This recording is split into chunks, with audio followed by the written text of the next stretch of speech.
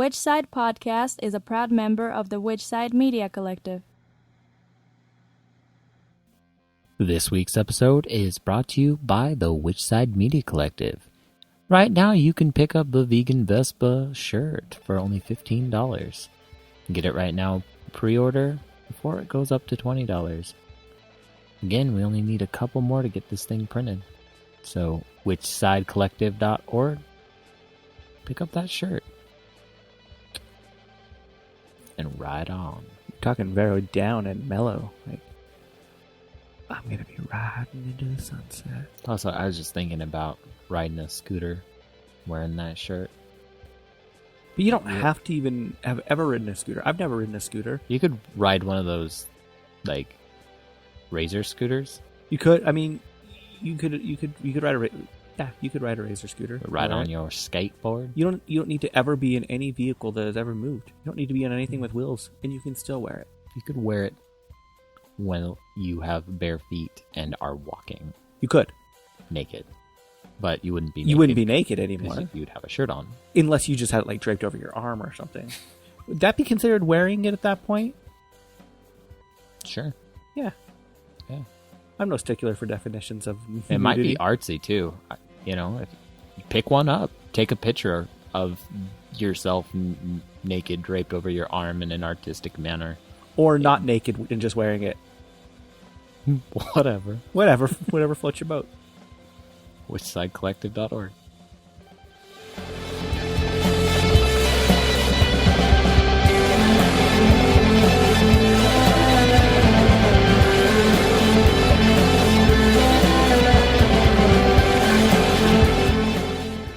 This is episode 176. Yeah, we talk to ourselves. Yeah, it's pretty fun. We talk about, you know, what's been going on in our lives, what is going on with the collective, and what we hope to go on in the collective, as well as, you know, Politics, a little bit of politics in there. So if you don't want to hear us ramble on, just stop the shit now. Yeah, probably already counted as a listen. Yeah, I mean, it's already downloaded, so it counts as a listen for us, so I'm cool. So be our friend on social media. We're good to go. We're good to go. Exactly, right? So, you know, enjoy it or not. It's there for you. Mm-hmm. That's about all I can say about this one. Hey, Jordan, what news and events do we have going on this week? This is pre-recorded, so I don't have any current news or events. Ride a prisoner. Sounds good to me. Wow! For the slingshot this week, March 23rd, 1918. You know what happened, right? March 23rd? Oh, yeah. 1918? Totally. Yeah. That's when the trial of 101 Wobblies began because they were opposed to World War I.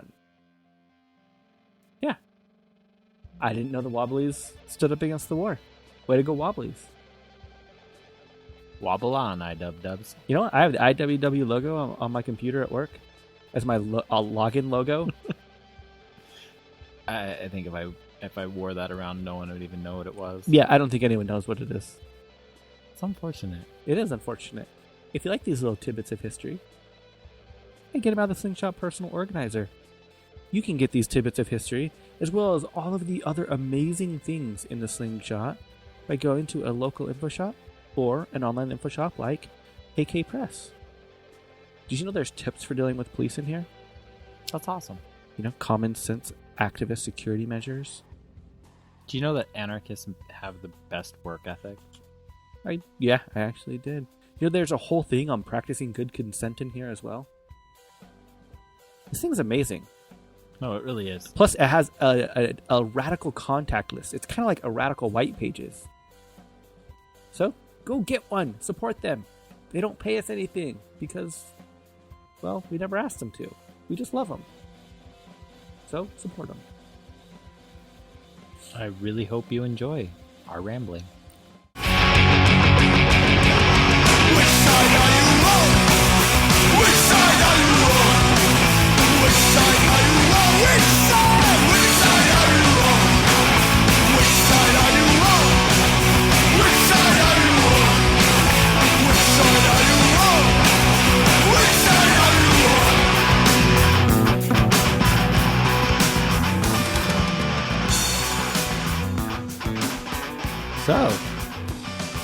been a while since we've done this. Yeah, it has. Probably over a year. I feel kind of weird about it, actually. Yeah. Like, for a long time, like, we stayed checked in with what we're doing. Mm-hmm. And then we switched format to be mainly guest-based, which I love, personally. Yeah, I do too. I think it changed the format of the podcast for the better. I think that even if we did once a week with us, or once a month with us, I don't think I would know what the fuck to talk about half the time. No, I wouldn't either. I mean, because we talk to each other outside of this, and so it's not like we're really have anything to catch up on.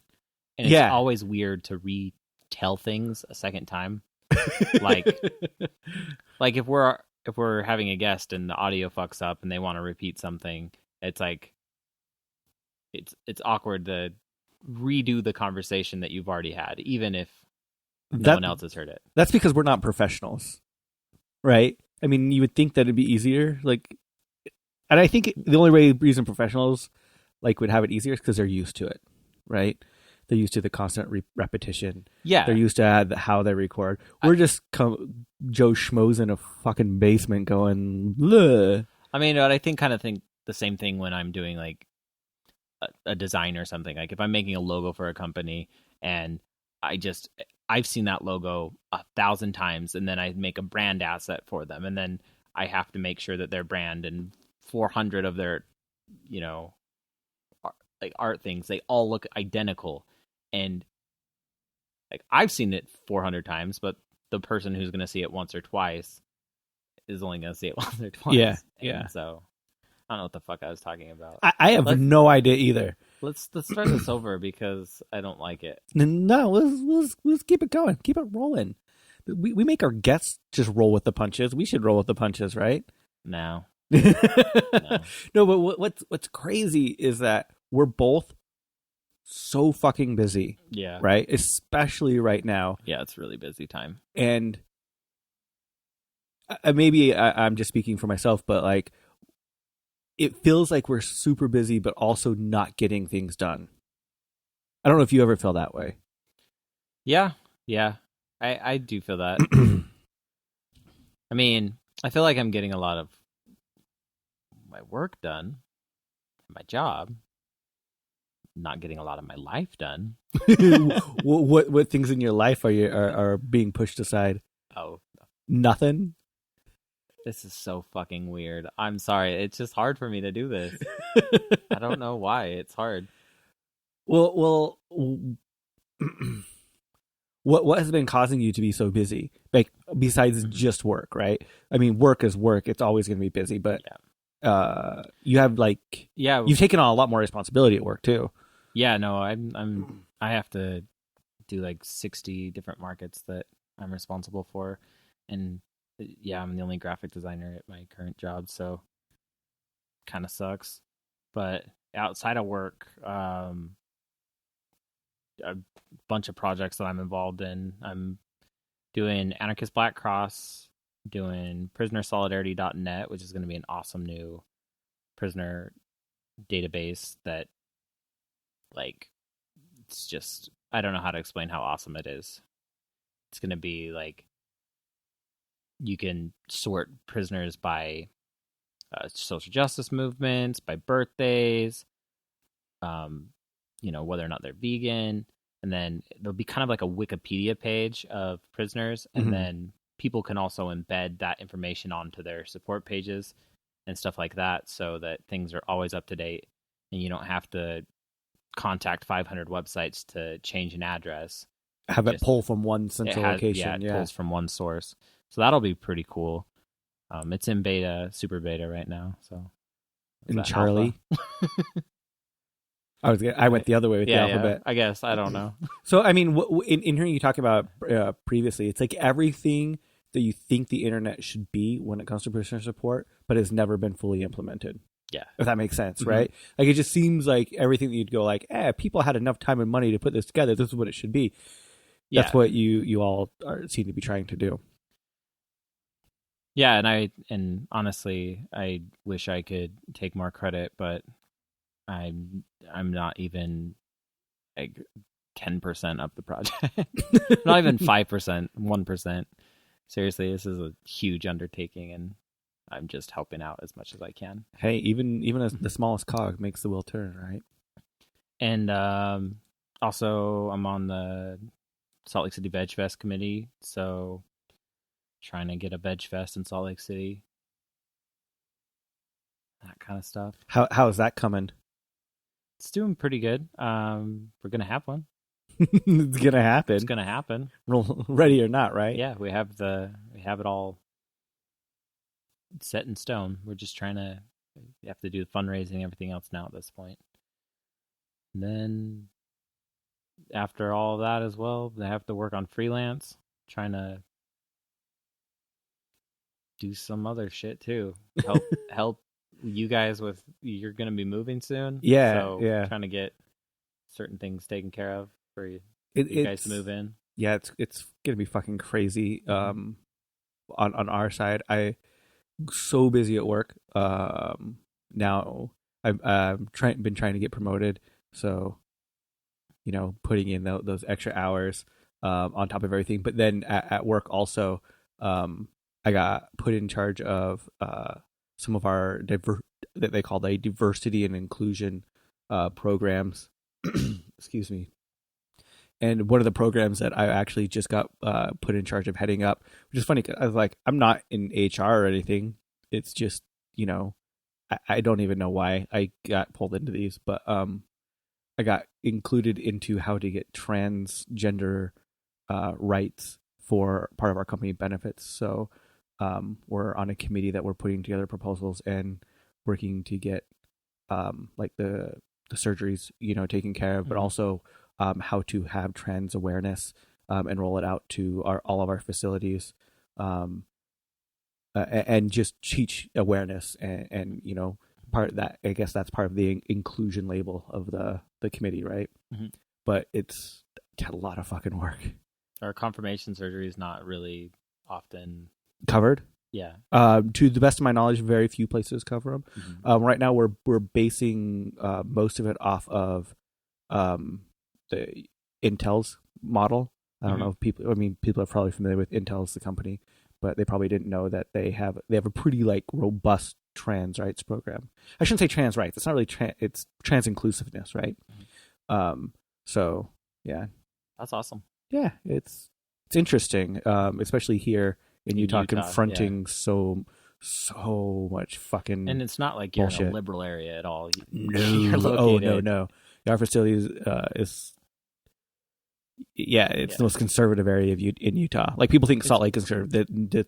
Salt Lake is like Salt Lake's like heaven. I don't know. It's it's liberal heaven, I guess you could say. Salt Lake is really fucking liberal. A lot of people don't realize how liberal it really is. Like we have a openly gay female mayor. Mm-hmm. I always pronounce her name wrong. Jackie Biskupski, something like that. I know. I always get it wrong. Yeah, but like that area, not a lot of people are familiar. Also, there's like kind of a, what would you call it? Like a mini Silicon Valley kind of. That's actually that's right. They call it Silicon Slopes. Yeah. And in Utah, and so like Adobe's out here. Yeah, I'm right down from the Adobe building, right by the Oracle building. Google Fiber. Yeah. All that stuff's out here. So yeah, it's fun. I mean, it's fun working out there. I love my job. Like I get to play table tennis. Yeah, that's pretty much. Yeah, I mean, I say that to people a lot. They're like, "Oh, you get to play like ping pong? Like, what kind of job is that?" And like, well, I mean, I do work usually 10 to 12-hour days too. Mm-hmm. Like, it's not like we're not expected to work. Yeah. They just don't hassle us when we go play table tennis for an hour because we're there for another 11 hours. Yeah, for sure. So, but I mean, I just feel like I've been so busy, and I know you've been so busy. There's so much that we want to do with the podcast and the collective in general. It feels like we're pulled in so many directions at the same time, right? Mm-hmm. And then not to mention like just take like with how busy that we are, and then having to find guests. I mean, Mari does an amazing job. Oh my god! Like without her, we probably wouldn't have a show. I mean, that's pretty much without a doubt. Yeah. and then just finding a time where we can fit the guests into our fucking busy lives. I'm surprised that we make it work. I'm really nervous for the next couple of months. Mm-hmm. Because as you mentioned, we're building a house because we're one of those douches, right? So we're going to be in between places for about 3 months while the house is being built. A douche? No, well, besides it clears out healthy bacteria. You don't really want to be cleaning out healthy bacteria. You really consult with a physician before you do things like that. But yeah. So anyway, you're building a house? Yeah, so we're building a house. So we've always normally recorded, that's where we've always had the studios, was where I've been staying. Mm-hmm. So now we're going to be in between places. Which it might be nicer because the current location, it's going to be like downstairs in a basement, hopefully away from everything. Hopefully more secluded. It's going to be like in the base. Yeah. But watch it have like terrible echo or some shit. It might. This room probably has echo right now because since we packed everything up, we took down like the soundboards and stuff, and it's really open now. So I apologize. But to be fair, I think is this our third studio location? Yeah, it's our third location. So it'll be 4, and then we'll have 5, and hopefully 5 will be permanent. But that permanent will be nice. It will be super nice. I'm excited for that. I'm actually going to build a little switch that we can flip on that actually will turn on a light that says on air so people shut the fuck up while we're recording. Yeah. Not that will happen, but... I mean, for the most part, you probably don't hear half of the shit that's going on because the way that we record, but our guests do. Yes. Yes. The mic the guests hear are very sensitive, so it picks up everything. We have a really strange setup where we're being recorded and the guest is being recorded, but what they hear is not the mic that we're talking into. And so that mic picks up everything. It picks up like your like my niece screaming or something. Yeah, like it's really funny. So how you would normally record in a situation like this without getting too technical is doing what's called a mix minus, where everything is basically going through a soundboard, where we're cheap and we don't have a soundboard. So we've just kind of rigged the wiring so it all goes to the same location, but only certain things are being picked up by certain. Yeah, it's a really. I explained it to several other people who do podcasts. They're like, "Holy shit, you get that to work?" Yeah. Hey, but it's better than spending hundreds of dollars on a soundboard. Well, and right now with how we have it set up, if we did go to a soundboard, we'd have to switch our mics out. We'd have to switch our mics, and if we're going to switch our mics, then we would have to switch. Like we'd have to get new headphones and new headphone amps. It'd just be a huge undertaking because we're currently using USB condenser mics. Yes, and they're pretty. I really have no complaints. Yeah, totally. Yeah.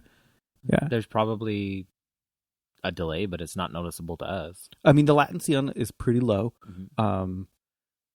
And if we had a computer that was newer than 7 years old, then it would be even less, and we would have less problems. But yeah, from time to time, during like an episode, we'll have to like take one ear out of our headset because we start to get this like lag. Man. And if it's like a really engaging conversation, we don't want to stop it and ask the guest to stop and stuff like that. And so sometimes it can be like if you hear us like stumbling over our words, a lot of the time it's because we're hearing our voice like a second later, behind in our ears, and so it's really confusing and disorienting. But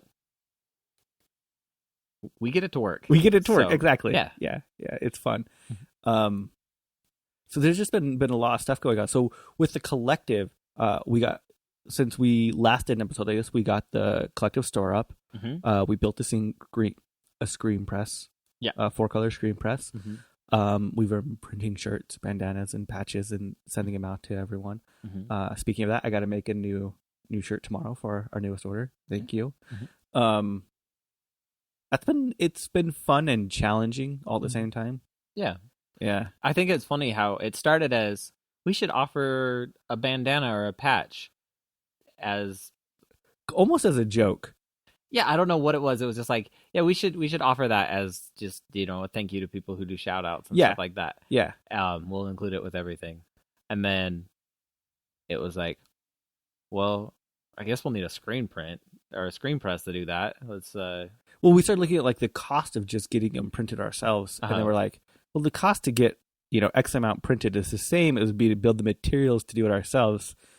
And we're punk rock at the heart in our hearts. So we're like, fuck it, let's do it ourselves. And like, you used to screen print all the time. Yeah. And so it was just, why not? And then from that, it was like, well, fuck, if we're going to do that, why as well make shirts as well? Yeah, exactly.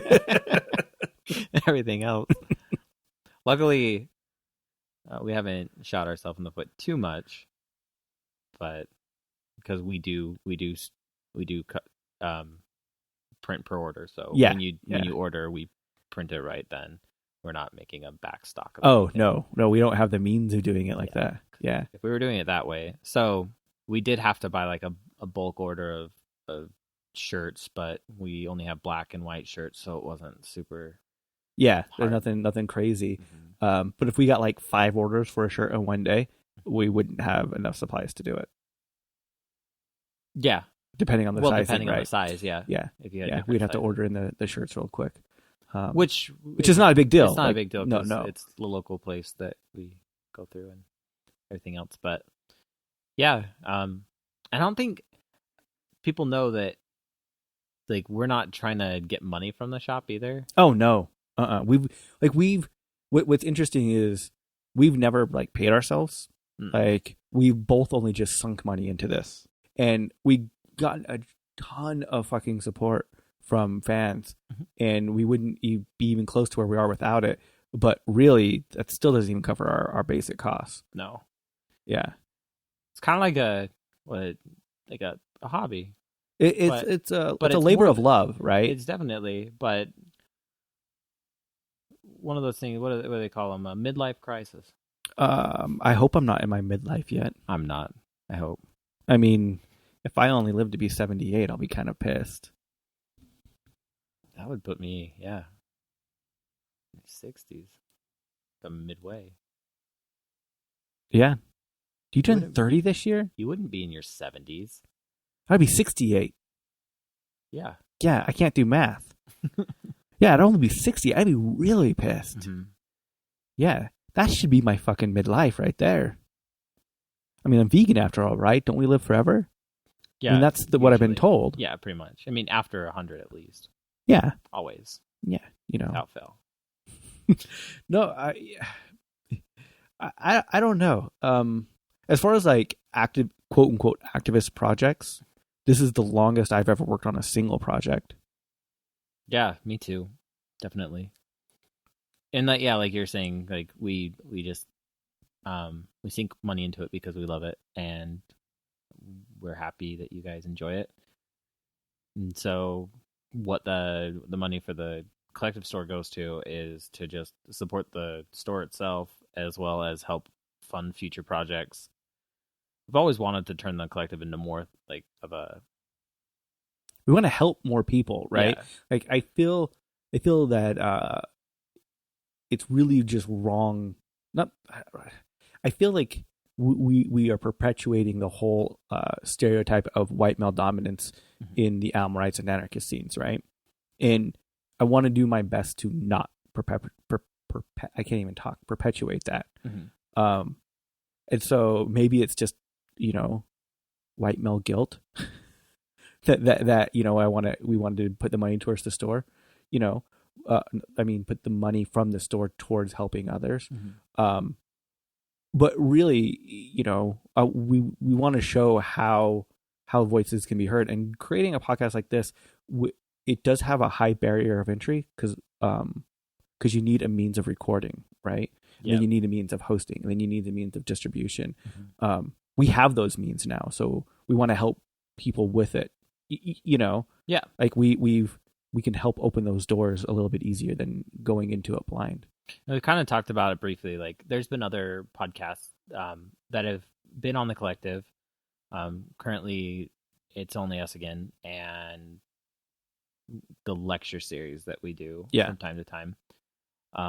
But we've even had a podcast come out of India that we were mm-hmm. helping, and it was the kind of thing where they'd have to go into an internet cafe and send the pieces to us piece by piece through WhatsApp. Yeah, of all things, to get us the audio, and then we helped them put it together, and we only got one podcast because that was pretty intense. It was a lot of work, but I would still do it for anyone. Yeah. That's the kind of stuff that I enjoy. Me too. Like, That's what I love about interviewing the guests so much, right? Because we're getting their voices. Because I don't like, there's nothing special about my voice. I don't feel like I'm doing a whole lot, and really, what I am doing is the podcast anyway. So you're already hearing it. So yeah. So get your voice heard. If you're out there and you've ever thought about it, just do it, right? What's the worst that can happen? No one can listen, and then who cares? Yeah, so let us know if you're interested in doing a podcast, I guess. Yeah, or anything. Like, even if you just want help, have questions. Yeah, new media in general. Like, honestly, if you want to put together an ebook or a zine, or you even need help like getting ready for a lecture or a talk, and you need help with PowerPoint presentation or whatever, we will help in any way we can. And if we have no idea what we're doing, we'll fake it. But we'll tell you, hey, I don't know what I'm doing, but let's figure it out together. Yeah. Right. I've always thought that was like the worst answer I used to give people all the time when they would ask you. I'm pretty sure you've gotten this a lot too. Mm-hmm. So anytime you organize anything, you'll get people to say, how can I start organizing things? I have X, Y, and Z that I really want to do. How can I start doing that? And I never know what to tell people, because it's just like, I don't even know what I'm doing here. Like, we're just making this up as we go. Mm-hmm. There's not like a whole lot of like set rules of how you do any of this stuff. Like, how do you organize a protest? You tell a couple friends, hey, I'm going to show up at this location in the X time. Come with me. You know what I mean? Like, it's... Yeah. I mean, and I know that there's differences once you start getting into movements and larger groups and everything, but the grassroots side of it is really that simple. Yeah, I mean, that's the thing that I always said. Somebody's like, I'm really upset about, the llamas that they have at the mall, to just go and fucking do something. Just stand outside with a sign. It might be intimidating, but you could do that. Yeah, I mean, the worst you usually get is just a look. Like, honestly, that's usually the worst. Yeah. Sometimes someone will say something like, get a job. Or, are your shoes leather? Yeah, or something like, that's usually the worst. Now, there are cases where shit happens, right? Yeah. But I don't want to dissuade people and tell you that never happens, but it's pretty rare, Honestly, what you get from your friends, your family, and your coworkers is it's going to be mild what you get from people. Yeah. Because they're the people that know you the best and know that they can get away with saying ridiculous shit to you. People in public generally don't. No, they just say stay away from it. Mm-hmm. But it's a lot of fun. Speaking of coworkers, how have your coworkers been to you this a whole election cycle? I don't know. My work, I think they think I'm a Buddhist or something. I don't. They know that I'm vegan. Somebody one time was screaming because there was a spider near them, and instead of smashing it, I went and I caught it in a jar or something, and then I took it outside. And so I think they have this idea of me as like some like gentle Buddhist, because I'm not a very talkative person. I'm not, I just keep to yourself. I keep to myself. Yeah. I do what I do. They know the little bit about me that they know. They know I do a podcast, I think. They've read my Wikipedia page. But besides that, yeah. So I think that my boss came up to me and he's like, "You're feeling the burn, right?" It's like, sure. Do we really want to get into this right now? Do you really want to get? Yeah. That's really funny. My work, most of them are pretty open about their political views. Mm-hmm.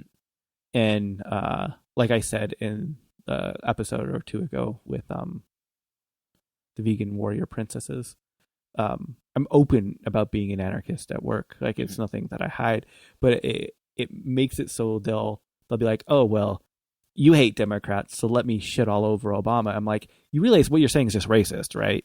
Like this is not really like talking policy here, you know. And so they have a hard time distinguishing that. They're like, they feel like they can just have an openness to like to just spew vitriol all the time. Yeah. And, you know, I don't let it go unchallenged, but I don't know why they keep doing it. Like I had one coworker today, he started a sentence with me like, so did you hear what Emperor Obama's doing today? I'm like, don't get me wrong. I'm not like a fan of in the American political system, you know, like, but you know, when you start a sentence like that, I know it's going to be racist. Yeah. Like,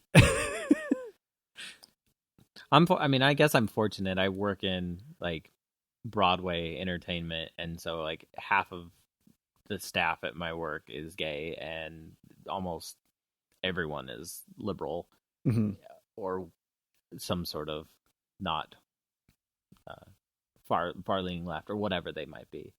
There's a few of the higher up people, I guess, that make more money that are conservative, but we're pretty much half and half. We have like half the tech industry, like since we're in the tech industry, half of it is implants and people coming in from, you know, not just the United States, but all over the world. Most of them are pretty liberal, pretty cool. Then you have the locals who grew up here and then just got hired on, and they're the crazy conservatives. Yeah. Which is funny because most people think I'm an implant because I'm so... Yeah. I think most of the staff at my work are implants, though, and then they've like rooted themselves here. But I think that I realize a lot when I'm talking politics at work. It's like, yeah, we see eye to eye on so many things. Like we can talk about whatever it might be, police brutality, Black Lives Matter, all sorts of stuff like that, and we can have great discussions. And then I guess I'll say something that I realize isn't really a liberal point of view. And that's when I become the radical. Because I say something that is, I guess, too far out there. Do you remember like when last time that happened? Like what that was too far out there? I remember at my work. I'll share so you can think about it. It was about police brutality and everything, and they were just talking, and I can't even remember what the subject was, but this was with some other very liberal people, right? And my response was, I fully just don't understand why we don't completely disarm all the police. And they all just kind of looked at me. I'm like, I'm being serious. Police shouldn't have any guns. Yeah. I'm more scared of a police officer with a gun than any other citizen. And yeah, that's when I realized I'm like the real radical in this conversation. Yeah, I think that that did remind me of one time we were talking about like the death penalty or something, and I got into prison abolition, and you know, prison abolition never goes well. Oh yeah, because all they hear is, you want rapists to be let go. Yeah, it's like yeah. So you don't want to lock up the bad criminals. Yeah. How do you? I don't really get into abolition discussions, like prison abolition discussions. How do you handle it? I usually don't. I've never. It usually doesn't like escalate from that point for me. Like in prison, it was really funny actually. Yeah, because I was a prison abolitionist in prison talking to other prisoners, and some prisoners were like, "I don't agree with you." I would have really long conversations with like some of my cellmates about like anarchism and different concepts and stuff like that, and it was pretty hilarious. But yeah, I don't know. I've never. Usually, people just look at you as a crazy radical. It's what I get most of the time. I mean, you are a crazy radical. I'm pretty rad, I guess. So I've lately been having to battle like fits of, I don't want to call it fits of nihilism, but that's a good way of putting it. Fits of nihilism, right? Where you just like, Like I'll be driving to work and I'll look over the beautiful mountains and the sun's coming up and it's just gorgeous, right? Mm-hmm. And I'm driving to work for no fucking reason. I'm wasting my goddamn life. This is my only life I have. There's no future. There's no afterlife. There's no nothing more. Why the fuck am I doing it? Why the fuck am I doing any of this? Like, it just like, I find myself, it's not quite like depression level, but it really is a drain suck, like sucks motivation. I find myself having nihilistic tendencies more often than not. Really though, we are insignificant beings. So fucking insignificant, right? Yeah. Yeah. And you people listening, you're listening to a podcast. And that's insignificant. You're listening to insignificant people talking on an insignificant podcast. What the fuck is wrong with you? You're wasting your time. You're totally wasting your time. Especially this episode. Like, you could be... but on the flip side, everything is wasting your time when you think about it. Everything is. And that's what sucks. Because I would love to just, enjoy beautiful mountains or go hiking or something and actually just enjoy nature and scenery and everything else. Go swimming, go just relax. But here's the truth of it, right?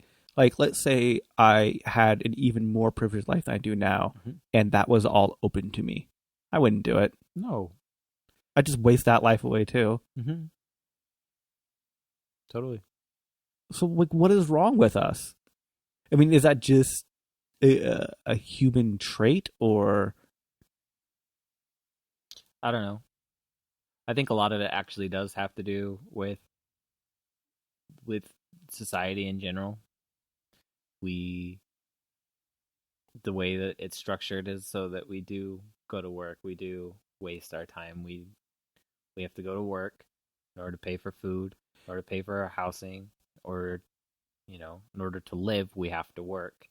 And so we're spending, fortunately, thanks to awesome syndicalists, we're spending a third of our life sleeping, a third of our life working, and a third of our life doing whatever the fuck else. Oh, speak for your fucking self. Like, I know that's that how was, it should be. I know that was their goal for that, because they wanted to keep pushing it further, right? Mm-hmm. But, this whole idea of working 8 hours, for most people, even if they clock 8 hours, they work 8 hours, are forced to take an hour break in between that's unpaid, so they're actually at work for an hour. Mm-hmm. Then you have to throw in commute time.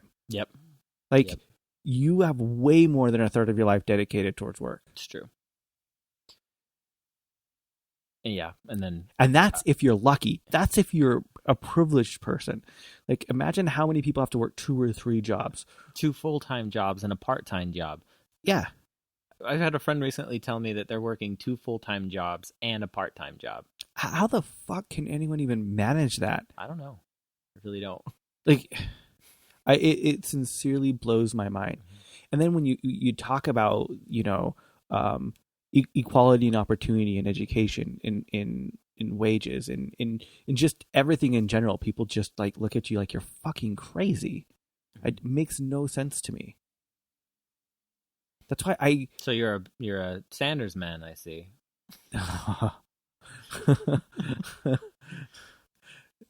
No, because I unlike Sanders, I respect Palestinians. Mm-hmm. So, It reminds me of a meme I saw.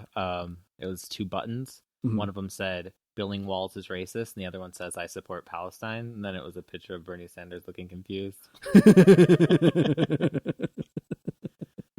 I was actually talking to Mari about it. Mari's been on the Burn train, I guess. Lately. Yeah. Everyone at her work's kind of a Bernie's. I think he's if you look at, sorry, I interrupted.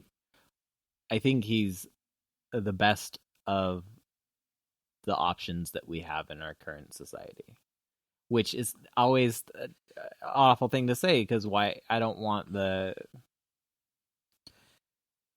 best of the world. I 100% agree with the sentiment, but I hate the premise.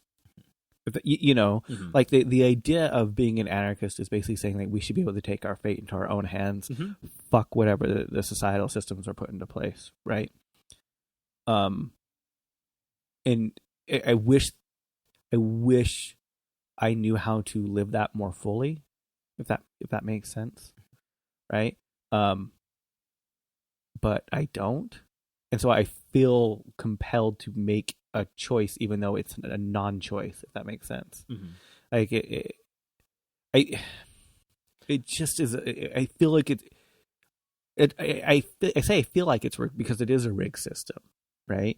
Like it's a rigged system of the delusion of choice. Mm-hmm.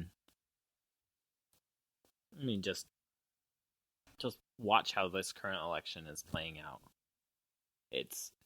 I think this is like the most apparent that I've seen, at least, of like how the whole system works and how it's not necessarily like what the people want. It's not what the people want. That it's gonna be necessarily the choices that you have, and a whole bunch of other things. But can you imagine like an extreme presidency could polarize people even more, to the point of not just protesting in the street, but it could rise to the point of taking arms in the street. Well, look at what happened at that Trump rally, where half of the people there were anti-Trump, and obviously there's a whole thing to say about being anti-Trump and then that being a thing, but still supporting other candidates that are just as awful. Yeah, but it was super. What's the word? It was awesome to see that they were able to show up and stop it. You look at all that's happening with Trump's rallies and campaign speeches lately. Someone tried to jump on the stage to get the mic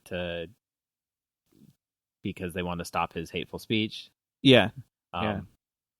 Protests that are happening almost everyone, like every rally that he's going. I even know in Utah, supposedly they're supposed to have a GOP debate coming up pretty shortly, and there's already planned events outside of that. Mm-hmm. That was brought up at my work today, like where I can't let things be said and not challenge them, right? Or a coworker actually stated, it's the same one who did the emperor thing, by the way, give you the mindset of the person. They said, I'm 100% for people's right to protest, but as soon as you disrupt an event, you should definitely be arrested and you should definitely be charged with criminal trespassing. And I go, that's really funny, because actually what they're doing is not considered criminal trespassing. If you're going strictly by the law, let me actually explain to you what criminal trespassing is, and let me explain to you why civil disobedience exists, and let me explain to you why, it's an important part of our society that we shouldn't be oppressing. And they were just kind of like, huh? Well, that's something that I can't believe that the way that Trump reacted to a lot of the stuff, like when the Chicago stuff happened where they shut that down, the next day he said, back in the day when protesters acted like that, we used to take them out in stretchers. And he also is looking at covering the person's legal fees. Did you know that? Oh, anybody who... Not just anyone, the actual person who assaulted a person of color. Oh, the guy that punched the guy. Mm-hmm. That was at a different event. That was at a different event, but he said he's going to... Either he definitely is, or he's looking into covering his legal fees. Which... it feels so bad because, he's an awful choice, right? But I feel conflicted because the other choice isn't really a choice either, right? But then again, I have the privilege of being a male, and my body isn't under attack, and I have a privilege of being white, and my body's not under attack for that, and I so I have all these other privileges of that, that I have to take into account as well. Yep. You're just nodding. So talking about that, you want to get back into the whole should anarchists vote debate? Last time that we talked about anarchist voting, I think it ended up on the anarchism subreddit, and they were talking a lot of shit. It's just funny. Which and is fine. whatever. Yeah. I am an anarchist that votes. I don't really care. Yeah, I know that each time I vote, I support the process, but I think but I disagree with that sentiment. I disagree with that voting inherently supports the process, because the process is designed to only allow certain individuals to vote, which means that not voting is also supporting the process because they don't want you to vote. I believe that. I agree. I think that both of them can be in support of the process. Did you see that segment on John Oliver about voting? No, I saw that it was online, but I didn't actually watch it. That one's really good, and it's actually like there's certain offices that so they require you to have an ID, but the office is only open on like the 5th Wednesday of every month. Yeah. So the 5th Wednesday only happens 3 times a year. So the office is only open 3 times a year between noon and 2 or something ridiculous like that. You know, they make it absolutely difficult. They do. They totally, and that's why like I also feel that it's spitting in the face that we have the privilege not to vote. Like it is a privilege to not vote. If that makes sense, right? Mm-hmm. Like we are making that as a conscious choice, where others are fighting and literally, putting their blood on the line to get that exact same right, that we're kind of spitting in the face of it. I agree that the system shouldn't exist the way it does. And but I also think that, just because you're going to vote doesn't mean you have to vote for what the ballot says. You can put whatever you want down, right? So you can vote in the idea of complete opposition. I think that it's also important to note that local elections and things that affect like women's rights or anything that can help us, if it's somehow, you know what I'm saying, like decriminalizing drugs, for example, helping people stay out of prison, things that actually count on a local level. I think, like getting rid of mandatory minimums. Yeah.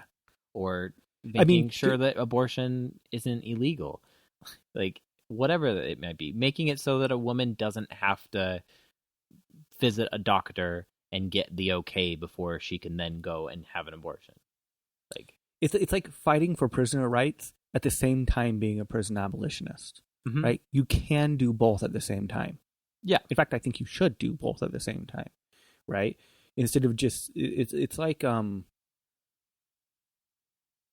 was going to try to equate it to veganism, right? It'd be the same. It's like being vegan and shopping in a grocery store that sells meat. So right. Most people, I don't think, you know what I mean? It's pretty like, much impossible to, unless you're shopping at strictly vegan stores. Which it's a bad analogy, right? Because it's really hard to not do it. But you're supporting a system that you disagree with, which is the selling of meat. By going to a store that sells meat, you're still supporting that institution, but you're making a conscious choice inside of that institution to fight against it. Yeah. Right. You're buying soy milk that's owned by a dairy company more than likely. Yeah. Yeah. And that's kind of how I view voting in general, right? Like you can be against the entire system and work against it in the same breath.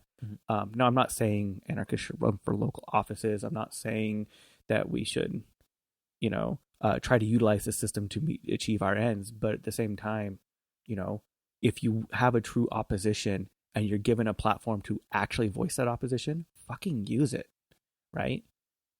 Yeah. I think that is it a good idea to have a communist be our president, though? I don't know which one the communist is, because I honestly can't keep him straight anymore. Obama, obviously. Oh, Obama, obviously. But he's not even American, so I mean, whatever. And he's not really the first black president. He's only half black. Yeah. Hawaii is not even a state. If he was from Hawaii. Hawaii's not even a state. I mean, I don't know. It's sometimes I really fight between pragmatism and like my my deep ideologies, right? Like, yes, I understand being an anarchist is a very ideological stance, right?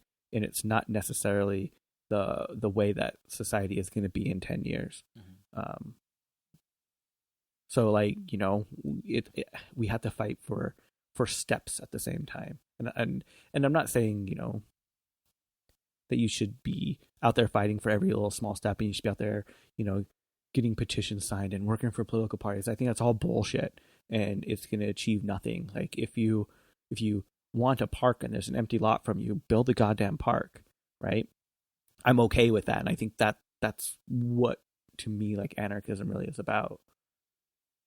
And you can do that with inside the system, right? You know, just because there's a, you know, the system there that says you shouldn't do it doesn't mean that you can't. I don't know if that's making any sense, or am I just rambling? No, it makes sense. I think we'll still get our shit called on us. Which we should. Yeah, I'm fine with that. I realize the conflict in my head as well. I totally get it. It's one of those, like, internal hypocrisies, right? Like, it's the same hypocrisy I hold about gun control, right? Yeah. I mean, it's the same hypocrisy. I think, you know, as vegans, we have this black and white stance that animals, it should be animal rights, not animal welfare. But at the same time, if you can make the suffering less miserable for any being, wouldn't you want to? And I think that obviously the right answer is that being shouldn't die. just like in prison though too, you know. The right answer is that being shouldn't have ever existed. I mean, it's eugenics, right? Well, like, even you know, prisoners, like, obviously prison abolition's my goal, but I'm going to work my hardest to, you know, make sure that someone in prison is not suffering. Yeah, exactly. Right. Yeah. And so I'm working within what we're dealt. Yeah. And that's what we have to do right now. Just no revolution happening anytime in my foreseeable future. And so we work with what we're dealt. Yeah. I think that's the best, you know, and maybe it is just coming from, you know, my suburban privileged white male standpoint, but, you know, call me on it then. Yeah. Totally could be. Yeah. I wouldn't say that I wouldn't fucking fight for any person who's being denied the right to vote. I would fight for them to vote if that's what they want. Yeah, I believe everyone has the right to have their voice heard. Yeah. Right.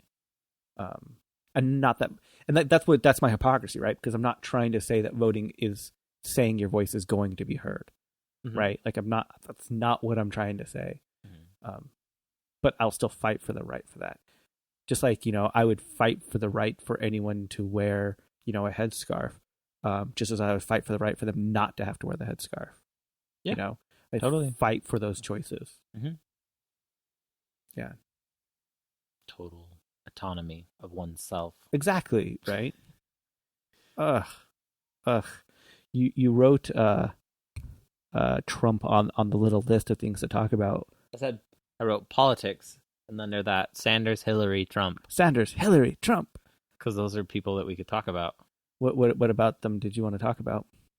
We already talked about that pretty much. Yeah. I think it's really funny, the whole Bernie thing, and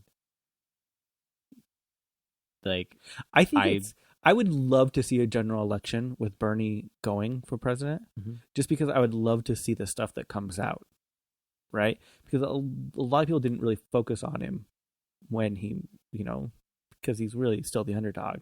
But I mean, like, how radical a lot of his politics really are. Well, like, Hillary, he's a career politician, don't get me wrong, but Hillary's campaign tries, but it usually backfires. And so I find that pretty amusing. I think the whole, like, political season here in the United States is just kind of entertainment in itself, especially right now where you have what should be 4 separate party candidates or more.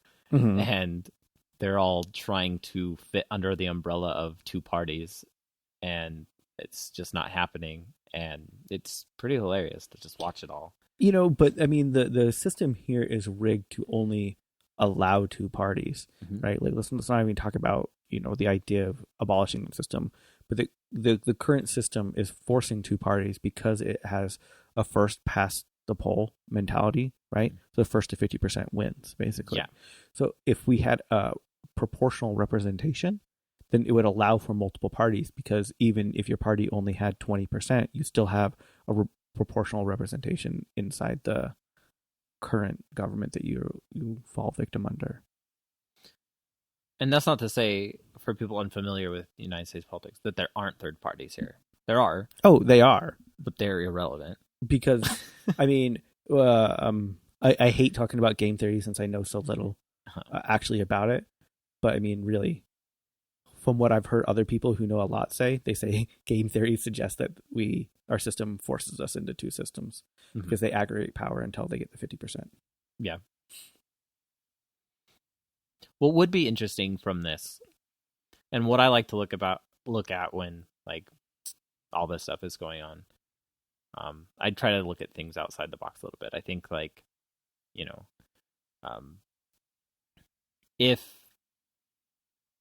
since Sanders has like a stronghold on millennials right now, and I think that a lot of people feel like this is a lot of millennials' first time voting, or they weren't really into it before, and they're getting into the process a lot more than is expected from them. Yeah. And it's scaring some people. But it'd be interesting to see what happens with whether or not Hillary gets the delegates for the Democratic side. Because then those millennials will see doesn't matter. Which might, as you've seen them do for Trump rallies, it might actually cause some sort of revolution, whatever it might be. It might be a youth revolution where they're just like, no, we wanted this thing and it's not happening. We're entitled to. I mean, most revolutions are fought by the youth anyways, right? Exactly, like, yeah. Mm-hmm.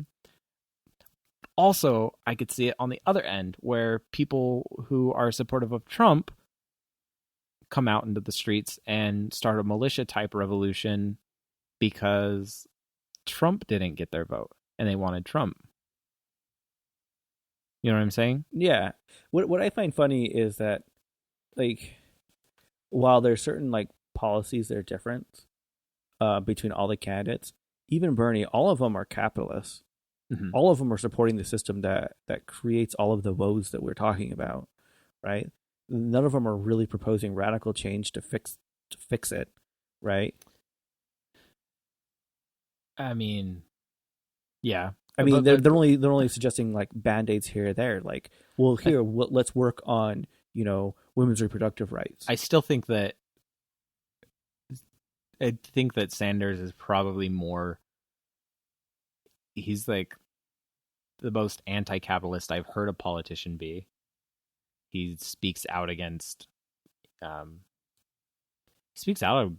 corporations and Wall Street a lot. That's kind of his thing.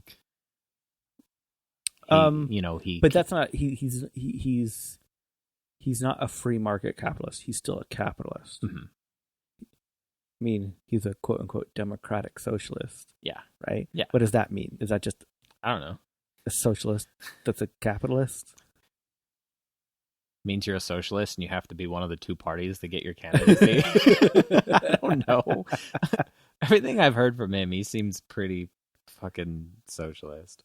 Oh no, I definitely agree with that. He doesn't shy away from that. No, but he's still a capitalist, right? And I think that's where, coming from an anarchist, like, since we at least I feel that most problems root themselves, at least not if in the origins of, definitely are a product of, or a symptom, or capitalism has some play in most societal woes. And not that the abolition of capitalism would fix all of that, because, it just, I think it aggravates it, not necessarily causes some of it. And I've always thought that. I think that's why sometimes I think that, intersectionality is something for a reason. But I think that, I mean, that's why like anti-capitalism is far more important than like striving for total veganism, because if you strive for anti-capitalism, at that point animals no longer become product, they no longer belong capital, so you can't. I mean, it's something. Anti-capitalism fixes a whole bunch of other fucking problems, or at least makes it easier to fix problems. Yeah. No, I totally agree with that. But it would also, I mean, just a lot of things are interesting. It'd be interesting to see a lot of the people that are for Bernie say that and I feel this is somewhat probably possibly Purvitt's stance as well, but if it's not Bernie, then they're not voting, which I think it would be an interesting shift for the Democratic Party to be like, oh shit, so no one's going to vote for our candidate that would have voted for our candidate had we chose this other candidate. Or they might vote for Jill Stein, who's a Green Party candidate, and if they get enough votes for her, then that allows the Green Party to get federal funding, which might kind of change the two-party system.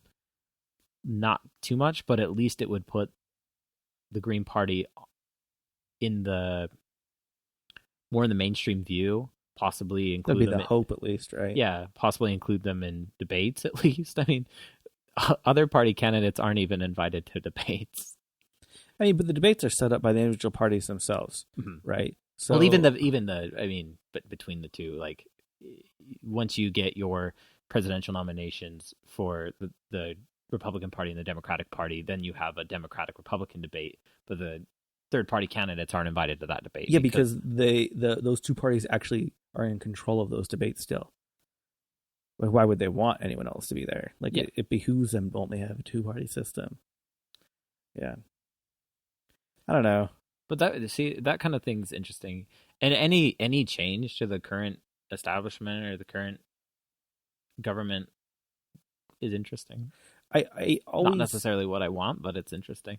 Like we said earlier, I always feel that internal hypocrisy whenever I talk about American politics, because being an anarchist, I am opposed to the entire system as a whole, let alone but then I feel like I live in the system, so it's just that I always just feel like a hypocrite.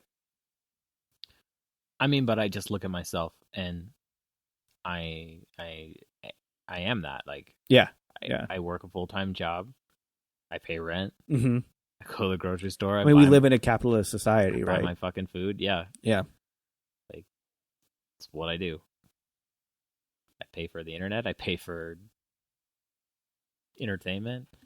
It's what we are. We're in this current society. We can't not be. Fuck shit down, man. You ready to fuck shit down? I don't know, but that just seemed fitting right there, man. Goes back to that like whole nihilistic tendencies. It's just like, fuck. Yeah. Right? But hey, life is beautiful. It is. It really is. There's way more politics than collective talk. It was. But I love the collective. I want others to feel as passionate about it as we do, so we can have more help. Totally. Yeah.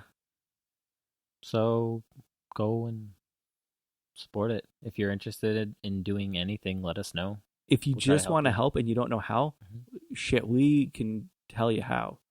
We're still, if you want to help us out, we have a wish list that's semi-updated, but we're always we want to look for probably video editing or video stuff so that we can also work on video casts for people who are interested. So, and we're always looking for people to help with things like social media, long-term plans, recording lectures. If you go and find a talk and you ask the person who's presenting if you can record, and you can send us that audio, we'd love to put it out for you. Oh God, yes. I think that's one of the ones that I think is like my current focus right now, because I think allowing people who are unable to attend events an option of hearing it elsewhere, and giving whether it's an event that you're doing yourself or whatever the case, people with children might not be able to attend, or people with anxiety, or they're working, or whatever the case might be. They still want to hear what's being said, and so I think it's an awesome way to help spread that. And it totally reminds me, like, we just posted a lecture series where one of the lectures was given at the Resistance Ecology Conference. Mm-hmm. Within one day, we had more people listen to that than attended that entire conference. Really? Mm-hmm. That's awesome. It's amazing that we can get, we can help get those type of things out there that people wouldn't normally be seeing. Yeah. So go to local events, record shit.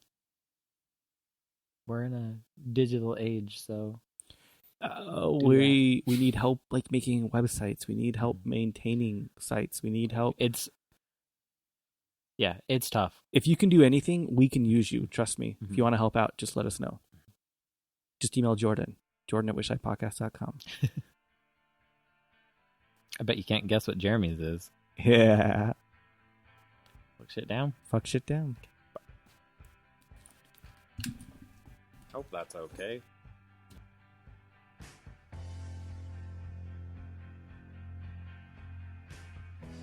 This week you heard Ruins by Talkdemonic. Right now you're listening to Lower the Heavens by the Donkeys. Silly Jordan, there is no heaven. Or donkeys. No, I think donkeys exist. I think it's funny that it's Talkdemonic, Lower the Heavens. Didn't even notice that. I didn't notice that. But hey, if you have a minute, go rate and review us on iTunes. It just helps the show out. A lot, actually. It just makes it so the show can be seen through all these fancy algorithms that search engines use. That's one of the metrics that they use of how many current reviews and ratings people give us. So, go make the show easier to find. Become a scientist. Because that's what they use with their algorithms is science. And so you can add science. And that makes you a scientist. Makes you a scientist. Mm-hmm. Go be a scientist. Rate and review us over on iTunes. And put that on your resume. I am a scientist. I am a scientist. I've contributed science. While you're on the internet, sciencing it up, be our friends on social media. Isn't there some science behind all that, too? There's a lot of science. And math. Mathematician. You put that on your resume, too. Totally. I followed Which Side Podcast on Twitter today, and now I'm a scientist. I'm a scientist. And a mathematician. And I tweeted them, so I have a major in English. And communications. Yeah, totally. Good for you. Yeah. Wow. You can get all that by being our friend on social media. I'm so proud of you. You're doing so good. Way better than I ever did. I just went to a community college.